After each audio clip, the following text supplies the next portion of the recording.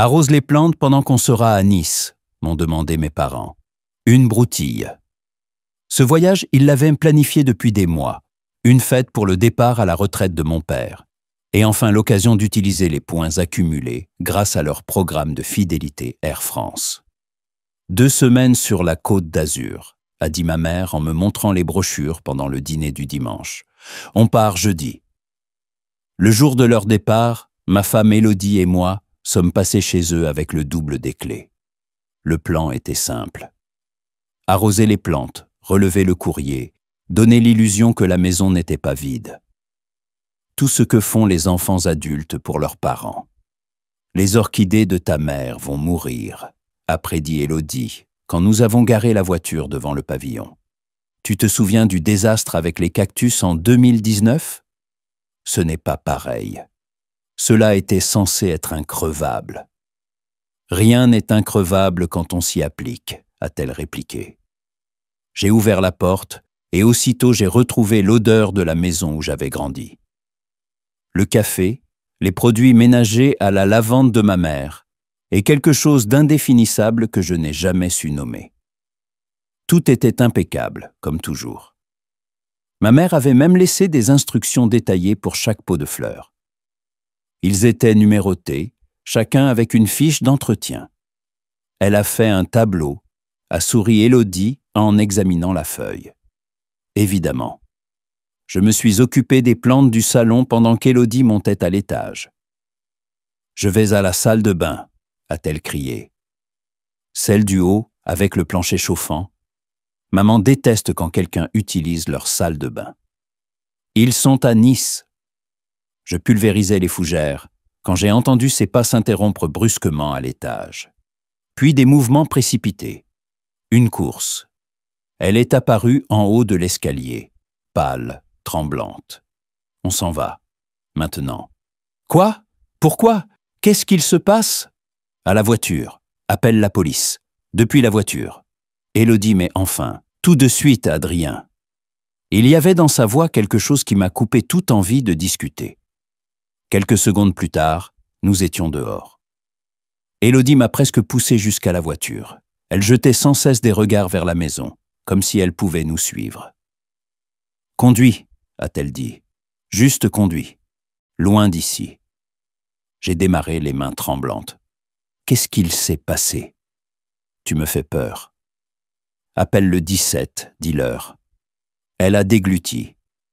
Dis-leur de vérifier le placard dans la chambre de tes parents et qu'ils viennent, je ne sais pas. Tout le monde. J'ai tourné après 3 rues et en grelottant, j'ai composé le numéro. Police secours, bonjour. Ma femme a découvert quelque chose dans la maison de mes parents, dans leur placard. Elle pense que vous devriez aller voir. Découvert quoi, monsieur ? J'ai regardé Élodie. Elle a pris le téléphone. Des corps, a-t-elle dit d'une voix égale. Plusieurs. Suspendus dans le placard, morts depuis longtemps. Et, autre chose, envoyez la police au 42, rue des Marronniers. Les propriétaires sont censés être à Nice, mais je crois qu'ils n'y sont jamais allés. L'opératrice est restée en ligne avec nous. La police est arrivée quelques minutes plus tard. Puis d'autres patrouilles. Puis la PJ. Les 6 heures suivantes se sont déroulées au commissariat. Élodie racontait encore et encore ce qui s'était passé quand elle avait ouvert la mauvaise porte en cherchant la salle de bain. Dans la chambre principale, il y a 2 portes, expliquait-elle au capitaine Delmas. J'ai cru que celle de gauche menait à la salle de bain, mais c'était un dressing immense. Et là-dedans, il y avait des gens, suspendus à la tringle, où l'on accroche d'ordinaire les vêtements. Mais ils étaient arrangés. Arrangés, placés en pose, habillés comme des mannequins. Mais ce n'étaient pas des mannequins. Mon esprit refusait d'admettre ce que j'entendais. Mes parents, ceux qui m'emmenaient au foot, qui organisaient des grillades pour le voisinage, qui, une semaine plus tôt, se plaignaient encore de la hausse de la taxe foncière. Il y a autre chose, a continué Élodie. Le mur du fond. Il y avait des trophées, des permis de conduire, des bijoux, disposés comme dans une vitrine, et des photos, des polaroïdes de gens que je ne connais pas. Beaucoup, des dizaines.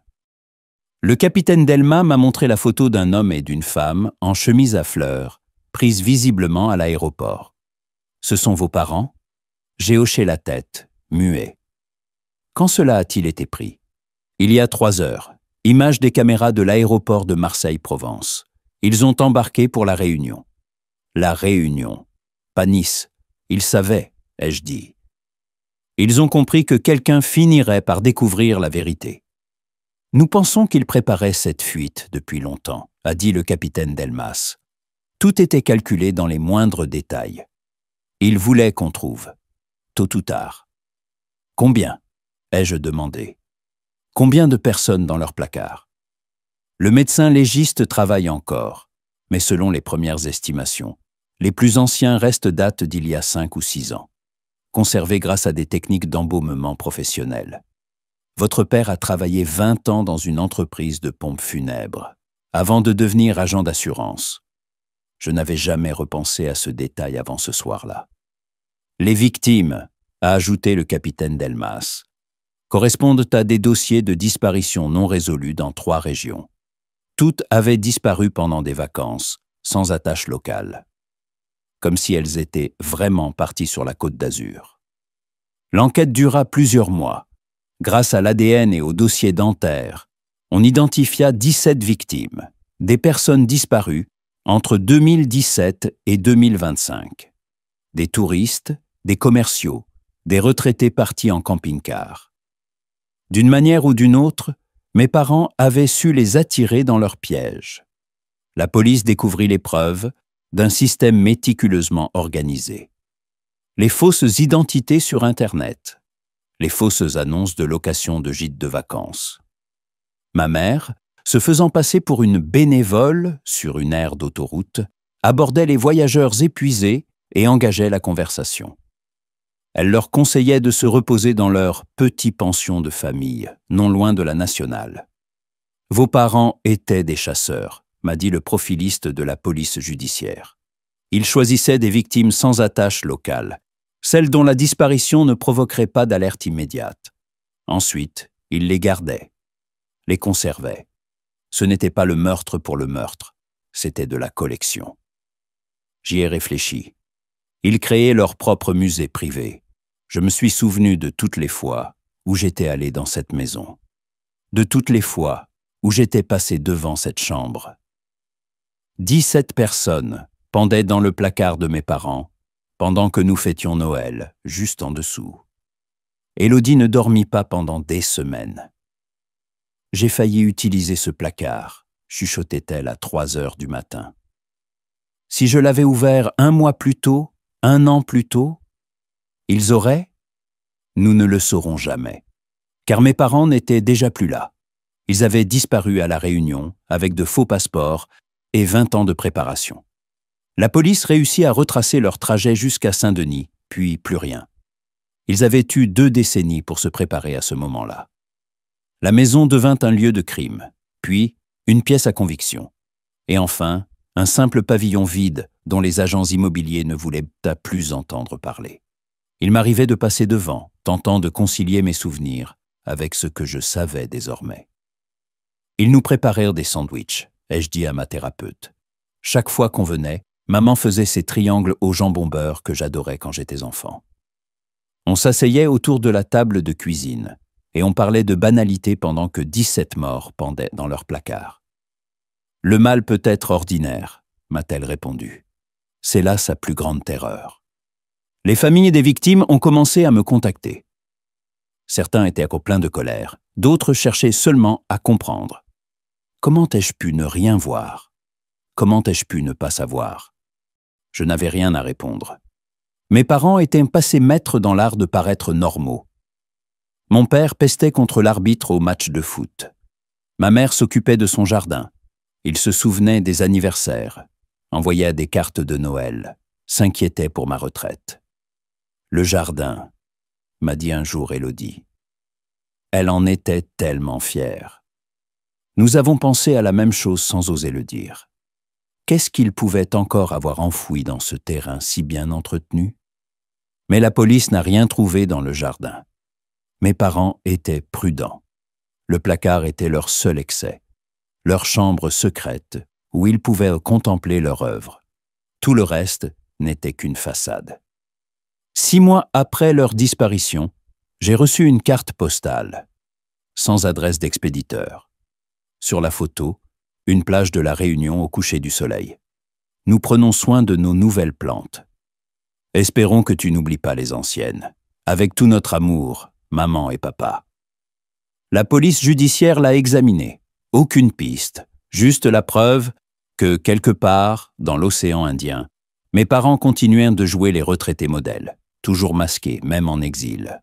« Brûle-la », a dit Élodie. Je l'ai brûlée. Le plus difficile, c'était tout ce qui venait avant. Repasser chaque souvenir, chaque détail, chaque mot, à la recherche d'un signe. Il devait bien y en avoir. Mais je n'en trouvais aucun. Du moins, rien d'évident. Mon père m'avait appris à monter des mouches pour la pêche avec les mêmes mains patientes qui disposaient les corps. Et ma mère allait à un club de lecture pour discuter de polar, tout en vivant à l'intérieur de l'un d'eux. Et ils séparaient parfaitement leur monde, a dit le profiliste. Pour eux, tu existais dans un univers entièrement distinct de leurs crimes. Ils t'aimaient, et ils collectionnaient des êtres humains. Les deux choses étaient vraies. Nous avons changé de nom, déménagé dans une autre région, recommencé ailleurs, là où personne ne savait pour les 17 corps du placard. Élodie a soutenu cette décision. C'est même elle qui l'a proposée. Je ne peux plus marcher dans les rues sans y penser, a-t-elle dit. Chaque restaurant, chaque boutique, c'est là qu'ils ont rencontré une victime, sur ce parking qu'une vie s'est terminée. Nous disions aux gens que nos familles étaient mortes. C'était plus simple. Plus simple que d'expliquer que mes parents sirotaient probablement des cocktails sur une plage, payés avec 30 ans de salaire d'agent d'assurance et toute une vie de préparation minutieuse. Parfois, je rêve du placard. Pas de son image, mais de son existence. Je ne l'ai jamais vu. Élodie m'en a protégé. Mais je sais qu'il était là. Et avec ce savoir viennent les dîners du dimanche, les fêtes de famille, tous ces moments ordinaires. Et le musée de l'horreur juste au-dessus. D'ailleurs, les plantes sont mortes. Personne n'est jamais revenu les arroser après ce jour-là. L'orchidée dont ma mère prenait soin, les fougères qu'elle vaporisait chaque matin. Tout a séché dans cette maison vide, devenue scène de crime, puis preuve, puis rien. Comme la famille que je croyais avoir. La police judiciaire dit qu'ils les cherchent encore. Qu'un jour ou l'autre, mes parents feront une erreur. Paieront avec leurs cartes, tomberont malades et finiront à l'hôpital. Laisseront une trace numérique qui les trahira. Je n'y crois pas. Toute leur vie a été bâtie sur l'art de disparaître en plein jour. Ils ne deviendront pas soudain imprudents. Parfois je me demande s'ils ont un nouveau placard, de nouvelles passions, de nouveaux voisins qui les trouvent charmants, ces retraités amateurs de jardinage et de sandwich triangle. Parfois, je me demande s'ils pensent encore à moi, s'ils éprouvent d'être de la culpabilité ou seulement de l'irritation d'avoir été découverts. S'ils nous en veulent d'être venus trop tôt ou eux-mêmes d'avoir laissé des trophées. La plupart du temps, j'essaie de ne pas y penser. Mais chaque fois que quelqu'un me demande d'arroser ses plantes pendant les vacances, je me souviens. Chaque fois que je vois l'affiche d'une personne disparue au bord d'une route, j'y repense. Et chaque fois que quelqu'un mentionne la Côte d'Azur, je songe à la façon dont mes parents m'avaient demandé d'arroser les plantes, alors qu'en réalité ils fuyaient à la Réunion, laissant 17 corps suspendus dans un placard, comme des vêtements. Une broutille, avait-il dit. Mais rien, dans la vie de mes parents, n'avait jamais été simple. Je ne le savais pas encore, jusqu'à ce que ma femme ouvre la mauvaise porte en cherchant la salle de bain et découvre leur collection. Maintenant, je sais, et je ne pourrai jamais l'oublier. Aujourd'hui, je vis dans une autre région, sous un autre nom, avec ma femme, qui, encore aujourd'hui, jette un regard au placard avant d'oser l'ouvrir.